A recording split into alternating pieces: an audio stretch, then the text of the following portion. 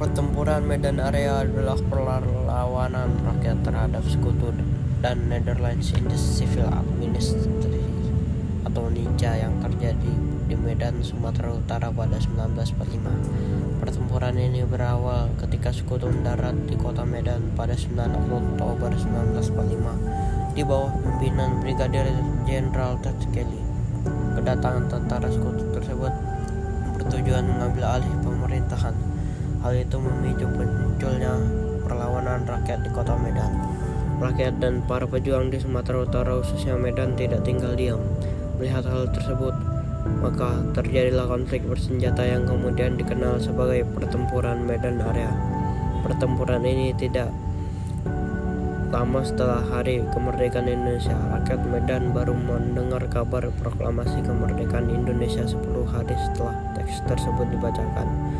Berita tersebut disampaikan pada 27 Agustus 1945 oleh Gubernur Sumatera Tengku Moh Hasan. Rakyat Medan menyambut gembira dan mereka membentuk Barisan Pemuda Indonesia. Sementara itu, 3 hari sebelum, yakni pada 24 Agustus 1945, pemerintahan Kerajaan Inggris dan Kerajaan Belanda telah menyepakati Civil Affairs Agreement.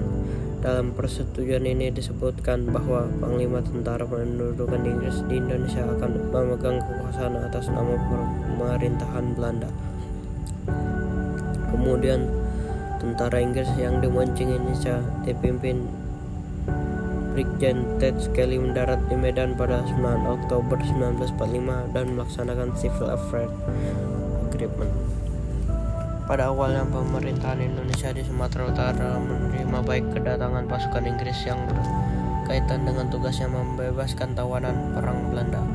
Namun pada 13 Oktober 1945, salah seorang tentara NICA, penghuni hotel di Jalan Bali, merampas dan menginjak-injak lencana merah putih yang dipakai pemuda Indonesia.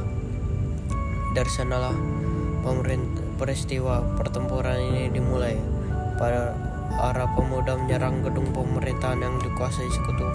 Pertempuran ini kemudian menjalar ke beberapa kota lainnya seperti Pematang, Siantar, dan Brastagi.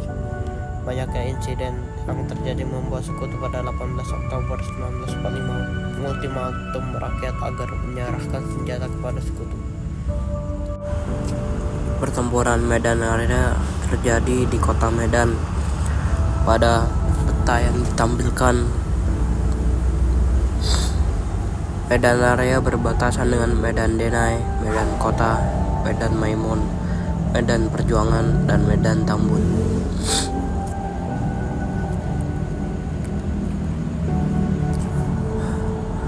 Dari pengaruh Medan Area mulailah muncul perjuangan di kota-kota Medan lainnya.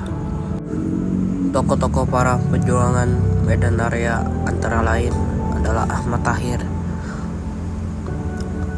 Jamin Ginting, Nela Sembiring, Bom Ginting, Slamet Ginting, Nahut Bangun, Rim Ginting, Kapiten Purba, dan Tampak Sembayang.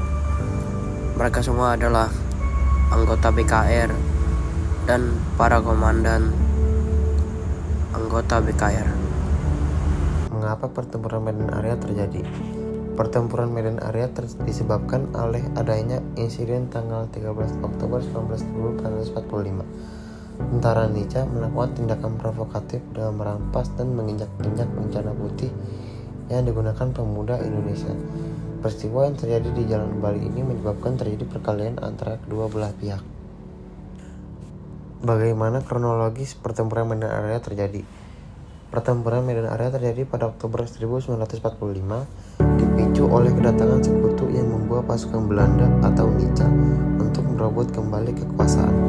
Ketegangan dimulai pada 13 Oktober 1945 saat bentrokan antara pemuda Indonesia dan tentara Sekutu di Hotel Grand Medan akibat perlakuan kasar terhadap rakyat. Konflik ini berkembang menjadi perlawanan besar, terutama setelah Sekutu melakukan ultimatum pada 1 Desember 1945 yang melarang rakyat membawa senjata.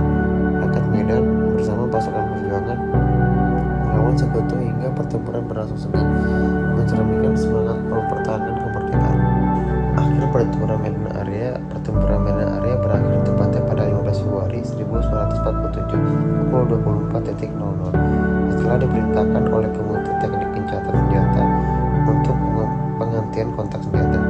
Sesudahnya, pada panitia teknik gencatan senjata juga melakukan perundingan untuk menetapkan garis-garis demarkasi yang definitif untuk Medan Area. Dalam perundingan dan kemudian berakhir pada tanggal 10 Maret 1947 itu ditetapkanlah garis demarkasi yang melingkari kota Medan serta daerah koridor Medan berlawanan. Panjang garis demarkasi yang dikuasai para tentara Belanda dengan daerah yang dikuasai oleh tentara Republik Indonesia seluruh ialah 8,5 km. Pada tanggal 14 Maret 1947 ini dimulai pemasangan patok-patok serta garis demarkasi tersebut. Tetapi kedua pihak Belanda dan Indonesia selalu bertikai tentang garis demarkasi ini. 4 bulan setelah pertemuan berakhir, Belanda melaksanakan operasi produk atau disebut agresi militer Belanda 1. Terdapat beberapa akibat dari pertempuran Medan Area ini, yaitu terbagi kawasan Medan oleh beberapa garis demarkasi dan perpindahan pusat pemerintahan dari provinsi Sumatera ke Pematang Siantar. Berikut adalah nilai-nilai perjuangan yang dapat diambil dari tokoh-tokoh dalam pertempuran Medan Area.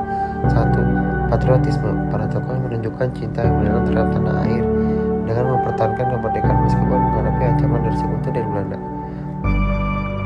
2. Semangat pantang menyerah. Mereka terus melawan meskipun kalah persenjataan dan harus bertahan melalui pertempuran karena berbeda saat. 3. Persatuan dan solidaritas.